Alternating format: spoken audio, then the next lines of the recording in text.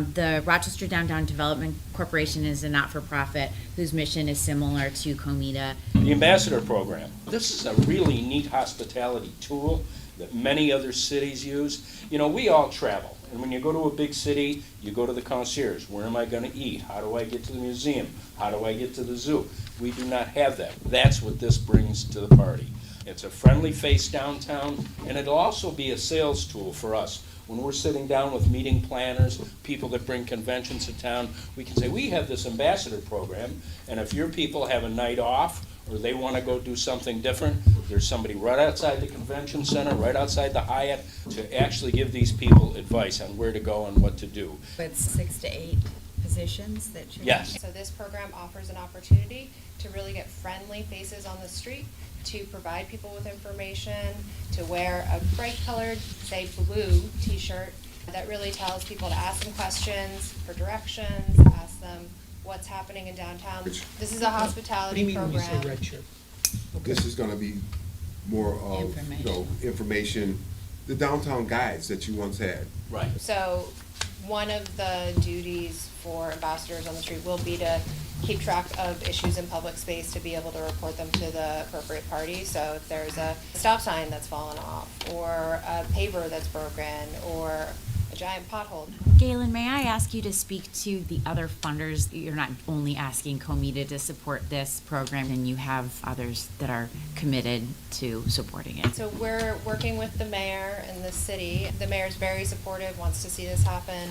Conditionally shared a six-figure amount that the city would support. That'll need to go through council for approval, but all of the mayor's team is very much on board and actively working to make this a reality. This is a pilot program. This is similar to the Downtown Definitely events that we've been running, and so obtaining additional funding to implement such a program is a demonstration project of what a business improvement district could do. The measures of success would be things like increase in visitors downtown, seeing increases in the volume of events downtown, volume of people attending events, seeing increases in interactions from ambassadors. They're asking for $300,000 for 1 year to help support this program. They'd be employed through your organization? We would oversee the program.